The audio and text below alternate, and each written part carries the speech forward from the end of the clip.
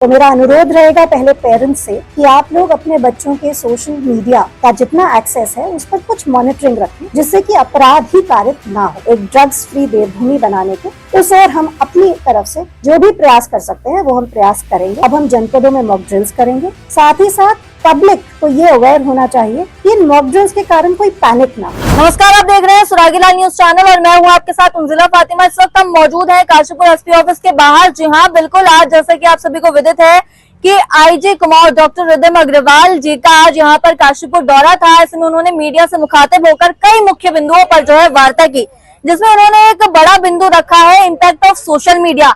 जैसा कि हम खबरों के माध्यम से देख पा रहे हैं कि आजकल बच्चों में क्राइम बहुत बढ़ रहा है। जो माइनर्स हैं वो क्राइम की तरफ आकर्षित हो रहे हैं। उसका एक महत्वपूर्ण वजह जो है, उसकी एक बड़ी वजह जो है वो है सोशल मीडिया। सोशल मीडिया पर जो कंटेंट कंज्यूम कर रहे हैं बच्चे, उस पर ध्यान देने की पेरेंट्स को भी जरूरत है। उनको मॉनिटर करने की जरूरत है कि उनका बच्चा सोशल मीडिया पर क्या देख रहा है, क्योंकि बच्चे जो देखते हैं वो बहुत जल्दी उसको ग्रैब कर लेते हैं, सीख लेते हैं, और इसी की वजह से जो है माइनर्स में क्राइम बढ़ रहा है। दूसरा उन्होंने मुख्य मुद्दा रखा है जस्टिस डिलीवरी सिस्टम का। तीसरा उन्होंने कहा कि केस ऑफिसर्स की सभी थानों में नियुक्ति की जाएगी, ताकि जो ऐसे क्राइम होते हैं, जो ऐसे केसेस होते हैं जिसमें जल्दी जस्टिस मिलना चाहिए, जैसे कि बालिकाओं के साथ क्राइम हो गया, उसमें केस ऑफिसर्स नियुक्त होंगे तो वो जल्दी उस केस को जो है पूरा सॉल्व करने में मदद मिल पाएगी केस को। तीसरा उन्होंने रखा एक मुद्दा सप्लाई साइड ड्रग्स को लेकर, कि सप्लाई साइड पर तो पुलिस काम कर रही है, लेकिन डिमांड साइड पे अवेयरनेस फैलाने की जरूरत है। स्कूल्स में बच्चों को अवेयर करने की जरूरत है कि ड्रग्स कितना नुकसानदायक उनके लिए हो सकते हैं। उसी को लेकर लगातार जो है कार्यक्रम भी चलते रहते हैं। बाकी आपको इस वीडियो के माध्यम से जानने को मिलेगा कि आईजी कुमार रिद्धिम अग्रवाल जी ने और क्या कुछ कहा। देखिए, सबसे पहले मैं यही कहना चाहूंगी कि महिला संबंधी जितने हमारे अपराध हैं ये एक चिंता का विषय है।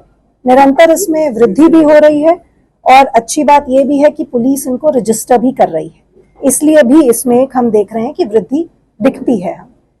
इसमें मैं जब एनालिसिस कर रही थी महिला संबंधी अपराधों में, तो दो चीजें सामने आ रही हैं। एक, सोशल मीडिया का अनरिस्ट्रिक्टेड एक्सेस जो हमारे बच्चों तक हो रहा है, उसके कारण आपके कांटेक्ट में कौन स्ट्रेंजर आ रहा है, आप किसके संपर्क में आने के बाद उनसे मिलने जा रहे हैं, इस प्रकार हमारे बच्चे, हमारे बच्चियां, इनके ऊपर निरंतर मॉनिटरिंग करने की जिम्मेदारी कहीं ना कहीं अभिभावकों की भी रहनी चाहिए। तो मेरा अनुरोध रहेगा पहले पेरेंट्स से कि आप लोग अपने बच्चों के सोशल मीडिया का जितना एक्सेस है उस पर कुछ मॉनिटरिंग रखें, जिससे कि अपराध ही कारित ना हो। वो सोशल मीडिया के बारे में अवेयर हों कि इसका यूज किस प्रकार से किया जाना है, क्या इसके दुष्प्रभाव हो सकते हैं। स्कूल्स और टीचर्स निरंतर उनको इस समय इस बारे में अवगत कराएं। उसके पश्चात जब अपराध हो जाता है तो पुलिस का रोल आता है। तो हम लोग के प्रयास यही रहेगा कि अगर हमारे पास ऐसी कोई भी शिकायत महिला संबंधी अपराधों की आती है तो तत्काल कार्रवाई की जाए उसमें। और साथ ही साथ हम जस्टिस डिलीवरी सिस्टम की जब बात करते हैं तो पुलिस इस जस्टिस डिलीवरी सिस्टम का एक अंग है, एक विंग है। हमारे साथ साथ प्रोसिक्यूशन है, हमारे साथ माननीय न्यायालय हैं, जिनसे जब केस का पूरा कन्विक्शन होता है तो उसके बाद ही न्याय पीड़िता को या विक्टिम्स की फैमिलीज को मिलता है। तो एक प्रयास ये रहेगा हमारा कि हम अपनी विवेचना गुणवत्ता पूर्वक करें। साथ ही साथ जब हम चार्जशीट करें, ट्रायल के दौरान केसेस में हम केस ऑफिसर्स को लगाएं जो प्रभावी पैरवी करें।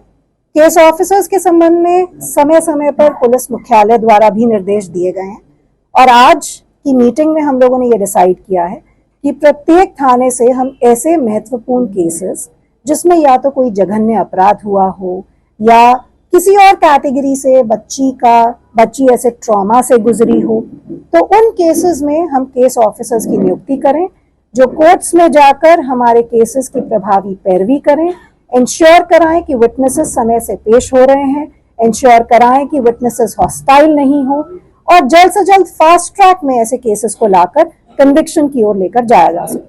तो हमारा प्रयास रहेगा केस ऑफिसर्स के थ्रू हम एक्चुअल जस्टिस जो है वो पीड़िता तक पहुंचा सके। चाहूंगी जो दूसरी समस्या है वो है हमारी ड्रग्स की समस्या। बहुत रैंपेंट समस्या है। इस समस्या में सप्लाई साइड पर हमारी जनपद की पुलिस अच्छा कार्य कर रही है। जितने हमारे कुरियर्स हैं, स्मगल करते हैं ड्रग्स, उनकी धरपकड़ निरंतर की जा रही है। उनकी फाइनेंशियल जितनी प्रॉपर्टी है उसके संबद्ध किए जाने की, उसको सीज किए जाने की कार्रवाई की जा रही है। उसके साथ साथ जो हमारी डिमांड साइड आती है कि स्कूल्स कॉलेजेस में हम शुरुआत से ही एक अवेयरनेस जनरेट करें कि ड्रग्स के क्या दुष्प्रभाव हैं, कैसे हमारा यूथ इन ड्रग्स में फंस रहा है अपने फ्यूचर को सोचे बिना, कैसे पेरेंट्स ऐसे सिम्टम्स को इग्नोर कर रहे हैं, कैसे टीचर्स और स्कूल्स उनको अवेयर नहीं कर पा रहे हैं। तो हमारा प्रयास रहेगा कि ड्रग्स में हमारा यूथ ना जाए, उसके लिए हम एक व्यापक अभियान चलाएं जिसमें हम कॉलेजेस स्कूल सबको कवर करेंगे। जितने हमारे एंटी ड्रग क्लब्स कॉलेजेस और स्कूल्स में बने हैं उनसे निरंतर समन्वय स्थापित करेंगे कि अगर वहां पर कोई शिकायत आ रही हो तो हम तक, पुलिस तक वो शिकायत पहुंचाएं। ये नहीं सोचें कि पुलिस केस ही रजिस्टर करेगी, पुलिस काउंसिल भी करेगी और काउंसलिंग के लिए हम प्रभावी एक्सपर्ट एक्सपीरियंस्ड जो काउंसलर्स हमारे विभिन्न विभागों के हैं या प्राइवेट है उनके साथ समन्वय स्थापित करेंगे। तो एक प्रयास रहेगा कि हम आगे वाली जनरेशन को नशे से मुक्त कर सकें, जो माननीय मुख्यमंत्री जी के निर्देश हैं एक ड्रग्स फ्री देवभूमि बनाने के, उस ओर हम अपनी तरफ से जो भी प्रयास कर सकते हैं वो हम प्रयास करेंगे। और समस्त थाना प्रभारियों को यही निर्देश दिया गया है कि चाहे ड्रग्स हो, चाहे महिला संबंधी अपराध हो, चाहे कोई भी शिकायत हो जो हमारे थाने तक शिकायत करता पहुंचा है, तो उसकी शिकायतों की जांच समयबद्ध तरीके से की जाए। ऐसा नहीं हो कि हम इन जांचों को ही बहुत टाइम तक लंबित रखें जिससे कोई और क्राइम कमिट हो जाए। देखिए, हम सब जान रहे हैं कि टेक्नोलॉजी का जमाना है जिससे साइबर क्राइम निरंतर बढ़ रहा है। हमारे साइबर क्राइम की जितनी कंप्लेंट्स हमें साल भर में प्राप्त हो रही हैं, उतना शायद हमारा फिजिकल क्राइम में केस भी रजिस्टर नहीं होता।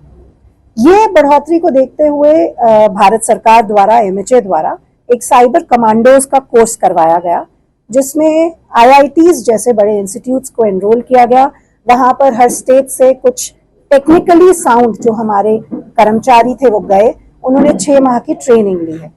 तो ऐसे साइबर कमांडोज जब ट्रेन होकर हमारी स्टेट में आएंगे तो हमारा प्रयास ये रहेगा कि सिर्फ स्टेट लेवल पर या डिस्ट्रिक्ट लेवल पर साइबर सेल्स ना हो, हर थाना लेवल पर हमारे साइबर सेल्स हों, हर थाना लेवल पर हमारा प्रत्येक कर्मी साइबर की कंप्लेंट को हैंडल करने के लिए ट्रेंड हो। तो फर्स्ट स्टेप में हम कोशिश करेंगे, जब हमारे साइबर कमांडोज आते हैं मास्टर ट्रेनर के रूप में कार्य करेंगे। एसटीएफ और साइबर क्राइम के साथ हम समन्वय स्थापित करते हुए हर थाने लेवल पर एक एक सेल का गठन करेंगे, ताकि अगर पीड़ित आता है तो उसकी शिकायत को तुरंत सुना जा सके।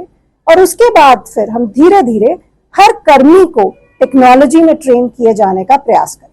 देखिए, गृह मंत्रालय से जो हमें निर्देश प्राप्त हुए ऑपरेशन सिंदूर के क्रम में, उसमें यही था कि हम लोग पुलिस विजिबिलिटी को ज्यादा से ज्यादा बढ़ाएं, साथ ही साथ हमारे जितने वाइटल इंस्टॉलेशंस हैं उनकी सिक्योरिटी थ्रेट का एक असेसमेंट कर लिया जाए। अगर हमें वहां पर सिक्योरिटी बढ़ाई जाने की जरूरत है तो हम वहां पर सिक्योरिटी को बढ़ाएं। तो जनपद प्रभारियों को यही निर्देश दिए गए हैं, जितने हमारे इंस्टॉलेशंस वाइटल क्रिटिकल हैं वहां पर हमारे राजपत्रित अधिकारी जाकर सिक्योरिटी थ्रेट का असेसमेंट करेंगे, सिक्योरिटी बढ़ाई जाएगी। साथ ही साथ बॉर्डर एरियाज में हम लोग विभिन्न एजेंसीज के साथ, जैसे एसएसबी है, उनके साथ निरंतर पेट्रोलिंग कर रहे हैं ताकि किसी भी प्रकार से बॉर्डर से कोई इन्फिल्ट्रेशन ना हो। साथ ही साथ निरंतर जो हमें मॉक ड्रिल्स किए जाने की आवश्यकता है उस पर फोकस दिया जाएगा। अगर कोई इमरजेंसी आती है तो हमारे पुलिस, एसडीआरएफ, एनडीआरएफ, फायर, हमारे सिविल सोसाइटी जो NCC, NSS, scouts and guides हैं, इन सब का रिस्पॉन्स कैसा रहता है। ऐसा नहीं हो कि कोई इमरजेंसी आ जाए और हम लोग रिस्पॉन्स समय से ना कर सके। उस रिस्पॉन्स को चेक करने के लिए अब हम जनपदों में मॉक ड्रिल्स करेंगे। साथ ही साथ पब्लिक को ये अवेयर होना चाहिए कि इन मॉक ड्रिल्स के कारण कोई पैनिक ना हो। ये मॉक ड्रिल्स हैं तैयारी के लिए, ताकि हम गवर्नमेंट एजेंसीज सब अपना रिस्पॉन्स अच्छे से कर सकें और साथ साथ पब्लिक भी जाने कि किस प्रकार से ऐसी इमरजेंसी में उनको रिस्पॉन्ड करें। तो हमारे पास सूचना थी, उसके अनुसार कुमाऊं रेंज में लगभग 5 ऐसे पाकिस्तानी रह रहे हैं, परंतु वो लॉन्ग टर्म वीजा पर थे और उनके कागजात अभिलेख सभी पूर्ण थे।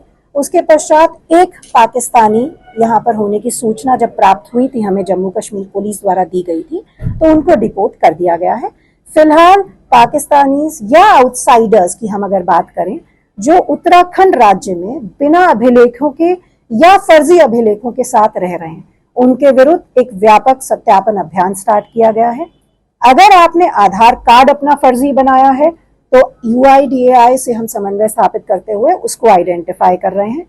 अगर आपने आधार कार्ड जिस अभिलेखों के आधार पे बनाया वो अभिलेख फर्जी पाए जाते हैं तो उन अभिलेखों को भी इस सत्यापन अभियान के दौरान हम चेक कर रहे हैं। सभी संबंधित विभागों से समन्वय स्थापित करते हुए हम अभिलेख अगर फर्जी पाए जाते हैं तो संबंधित के विरुद्ध कड़ी से कड़ी कार्रवाई करेंगे।